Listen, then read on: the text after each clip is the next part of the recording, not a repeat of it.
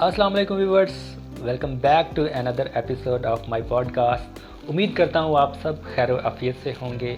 आज मेरे साथ मेरे को होस्ट हैं तनवीर अहमद भट्टू साहब।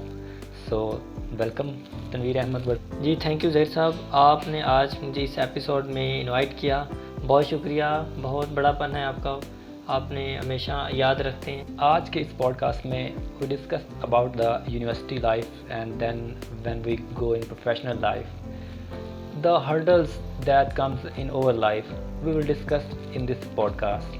So तनवीर, hopefully आप भी यूनिवर्सिटी में जब पढ़ रहे थे तो उसके बाद जब आप प्रोफेशनल लाइफ में एंटर हुए तो आपको भी काफ़ी हर्डल्स आई होंगी या आपको डिफ़िकल्टीज़ का सामना करना पड़ा होगा। आज हम उसके बारे में डिस्कस करेंगे। तो क्या मतलब जब आप यूनिवर्सिटी से पास आउट हुए तो आपको लगा कि आप मार्केट के साथ compete कर सकते हैं, कि यूनिवर्सिटी ने आपको इतना फेल किया कि आप मार्केट में compete कर सकते हैं, अपनी स्टडीज़ के बाद फ़ौरन आप मार्केट में आके सर्विसेज दे सकते हैं? क्या डू यू थिंक दैट? जी ज़हीर साहब, आपका क्वेश्चन बहुत ही इम्पोर्टेंट है आज की इस एपिसोड में। तो आज आपने माशाल्लाह बात ही एक ऐसे पॉइंट से स्टार्ट की है कि जिन पर जो हमारी यूथ है ख़ास तौर पे उन सबको इस तरफ आना आप देखना चाहिए, या वो बेचारे बच्चे भी इस सिचुएशन से निकलते हैं या उनके साथ भी होता है, जो कि हमारे साथ भी हुआ, आपके साथ भी हुआ होगा। मैं जब स्टडीज़ कर रहा था, मतलब मैं जब यूनिवर्सिटी में मैंने एडमिशन लिया तो बड़े वो ख्वाब थे कि यूनिवर्सिटी से पास आउट होंगे तो आते ही जॉब ऑफ़र होगी, जॉब करेंगे, पता नहीं मतलब क्या से क्या बन जाएंगे। लेकिन जब यूनिवर्सिटी से पास आउट हुए उसके बाद देखा तो रियलाइज़ हुआ कि बड़ी चीज़ें हैं, बड़ा गैप है एक मार्केट और यूनिवर्सिटी की जो स्टडीज़ है, यूनिवर्सिटी में जो फीड किया जाता है उसमें बहुत गैप है, जो कि फिर फिल किया गया, फिर एफर्ट करने के बाद फिर उस गैप को फिल किया गया। तो आई थिंक यूनिवर्सिटीज़ को भी ये चीज़ें जो हैं, आई थिंक ट्रेंड चेंज होना चाहिए यूनिवर्सिटी की स्टडी का। जी बिल्कुल। आजकल जो स्टडी का जो सिस्टम चल रहा है हमारी एजुकेशनल इंस्टीट्यूट्स में, यूनिवर्सिटीज़ में, कॉलेजेस में, तो इसके ऊपर बहुत बड़ा, लेकिन बात यह है कि अंदर की जो स्टडीज़ होती हैं, जो यूनिवर्सिटी का एनवायरनमेंट है या वहाँ पर बच्चों को क्या सिखाया जा रहा है, प्रैक्टिकली क्या सिखाया जा रहा है, प्रोफेशनलिज्म क्या दी जा रही है। Point is that I know ये चीज़ जो है ना, इस चीज़ को अपडेट होना चाहिए। हमारे पास हम जॉब ऑफ़र्स करते हैं जब हमारा हायरिंग करनी होती, हमारे पास यूनिवर्सिटी से पास आउट हुए स्टूडेंट्स आते हैं, जब उनको टेस्ट किया जाता है तो दे आर ब्लैंक, उनके पास कुछ भी नहीं होता। तो ये क्राइटेरिया जो है ना, यूनिवर्सिटी को उस तरह के स्टूडेंट्स को निकालना ही नहीं चाहिए जो बिल्कुल ब्लैंक होते हैं। तो एक्चुअली अभी अगर आप करंट टाइम की बात करें तो एक वाकई हमारी कंट्री में, हमारे मुल्क पाकिस्तान में, बल्कि पूरी दुनिया में एक बड़ा सच सिस्टम मतलब रहा है, क्योंकि एज यू नो कोविड-19 जो आया उसने आके तो पूरे हमारे एजुकेशन सिस्टम को तबाह कर दिया। इसमें तो आप इसमें कोई कुछ नहीं कह सकते, कुछ रियलिटीज़ ज़रूर हैं जिनके ऊपर आपने अभी क्वेश्चन मुझसे रेज किया है। मैं बजाते खुद एक इंफॉर्मेशन टेक्नोलॉजी सेंटर को रन कर रहा हूँ और ऐसा है 5 ईयर्स से, 5 साल से मैं अपने इदारा को, अपने ट्रेनिंग सेंटर को चला रहा हूँ।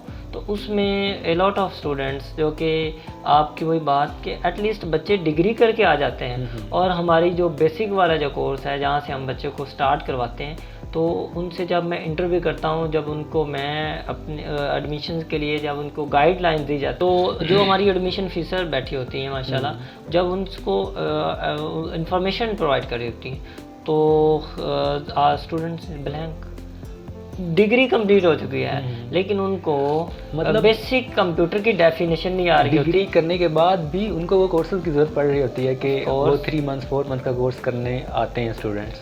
तो देखिए ना, ये यूनिवर्सिटी का फॉल्ट है, यूनिवर्सिटीज़ को फॉल्ट है। ये यूनिवर्सिटीज़ को नहीं ऐसे निकालने चाहिए स्टूडेंट्स जो बिल्कुल ब्लैंक होते हैं, जो उस क्राइटेरिया पे पूरे नहीं उतरते जो यूनिवर्सिटी का क्राइटेरिया। देखिए ना, ये कोर्स आउटलाइन जो होती हैं यूनिवर्सिटीज़ भी वो उस तरह का नॉलेज अब नहीं दे रही। एक बिज़नेस बन गया हुआ है। प्राइवेट इंस्टीट्यूशंस जितने भी हैं, सारे नहीं हैं, मैं सारों को ब्लेम नहीं कर रहा, बहुत सी यूनिवर्सिटीज़ ऐसी हैं जो स्टूडेंट्स के ऊपर बहुत एफर्ट करती हैं और स्टूडेंट को एक अच्छी प्रोडक्ट बनाती हैं। स्टूडेंट जब निकलते हैं मार्केट में अच्छा सर्वाइवल करते हैं अपने। अच्छा, यहाँ पर एक यहाँ पे मसला ये भी है कि यूनिवर्सिटी जो है, बेसिकली यूनिवर्सिटी एक बिल्डिंग है, एक इंफ्रास्ट्रक्चर है, उसमें एक मैनेजमेंट बैठी होती है। सो वो मैनेजमेंट जो टॉप की मैनेजमेंट होती है, वहाँ जो हायरिंग करती है डिपेंड्स करता है उन पर। टीचर, उस्ताद मोहतरम जो होता है कि वो बच्चों को क्या डिलीवर कर रहा है। उस्ताद बेसिकली एक जो यूनिवर्सिटी में, हम सारी यूनिवर्सिटी को तो नहीं कह सकते, उसमें कुछ डिपार्टमेंट्स होते हैं, कुछ टीचर्स ऐसे होते हैं जिनकी वजह से आज अगर आप भी बात कर रहे हो तो वो आप कह सकते हो। लेकिन सम टाइम होता यह है कि जिस तरह हर सेमेस्टर में 5 से 6 सब्जेक्ट्स पढ़ने होते हैं, जो कि हमने भी पढ़े और आपने भी पढ़े, नो डाउट। उसमें अब हर सेमेस्टर में 1 या 2 उस्ताद ऐसे टीचर हमें मिलते थे या आ जाते थे, तो जो जिनसे हमारी पूरी क्लास सेटिस्फाइड नहीं थी। एटलीस्ट उनके पास नॉलेज तो था लेकिन डिलीवर करना नहीं आता था, वो हमें उस तरह डिलीवर ही नहीं कर पाए। तो इसी तरह उस्ताद हैं, फिर भी उनकी इज़्ज़त, उनकी रिस्पेक्ट हमारे दिल में है। लेकिन ये बड़ा मसला है कि बच्चा और स्टूडेंट की जब मेंटालिटी नहीं मिल पाती, जब या टीचर ही जो उस्ताद है वो ही नहीं इस चीज़ को फाइंड कर पाता, तो वहाँ पर ये प्रॉब्लम्स क्रिएट होती हैं, वहाँ पर ब्लैंक बच्चे भी निकलते हैं। ये बात आप बिल्कुल सही कह रहे हैं। टीचर्स का स्टूडेंट की लाइफ में एक बड़ा रोल होता है, बड़ा इम्पैक्ट होता है। मैंने देखा है, मतलब स्टूडेंट्स ऐसे कुछ स्टूडेंट्स देखे हैं।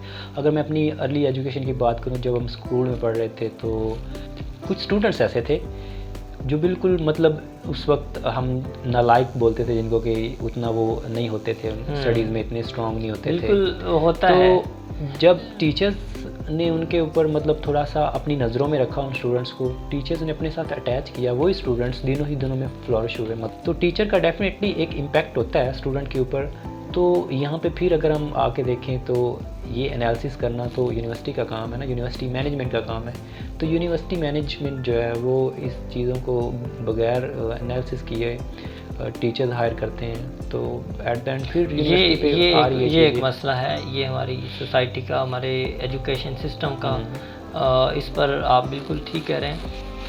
ये एक मसला है हमारी एजुकेशन सिस्टम का कि टीचर को टेस्ट नहीं किया जाता, एक उस्ताद को फ़िल्टर नहीं किया जाता, उसकी विदाउट डेमोन्स्ट्रेशन उनको मौका दिया जा रहा होता है और बच्चों पर टेस्टिंग की जा रही होती है और बच्चों से सारा सिस्टम ऐसे ही है। ट्रेनिंग बच्चों पे हो रही होती है। ऑलरेडी कुछ टीचर को चाहिए कि वो ऑलरेडी अपनी वर्कशॉप्स करके आएँ, अपनी ट्रेनिंग्स करके आएँ, और ताकि वो बच्चों को फिर इन रियल टाइम में आके एग्जांपल्स के साथ नॉलेज दें, टॉपिक्स क्लियर करवाएं, ताकि वो बच्चा जब अपनी प्रैक्टिकल लाइफ में आए तो फिर वो ना कि यूनिवर्सिटी पढ़ने के बाद बच्चा जब मार्केट में आता है तो मार्केट में तो ब्लैंक पेपर होके आता है, लाइक ऐसे ही है।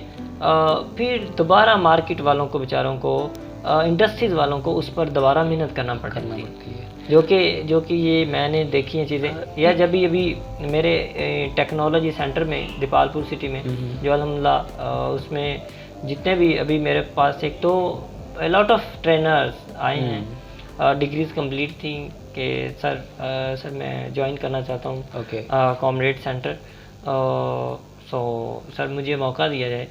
तो देन जब उनकी डेमोन्स्ट्रेशन ली जाती थी तो बिल्कुल ब्लैंक, और उनको फिर मैं इंटर्नशिप के लिए मैं ऑफ़र करता था कि आप आएँ, और फिर अब मैं और मेरी पूरी टीम अब जब वो इंटर्नशिप कर रहे हैं तो उन पर हमें दोबारा से पूरी एफर्ट करना पड़ रही है, और करके फिर हम उसको मौका देते हैं कि आप इस काबिल हो चुके हैं कि अब हमारे जो जूनियर्स बच्चे हैं उनको ट्रेन करें। तो ये अल्हम्दुलिल्लाह मैंने भी इस पर काम शुरू किया हुआ है। तो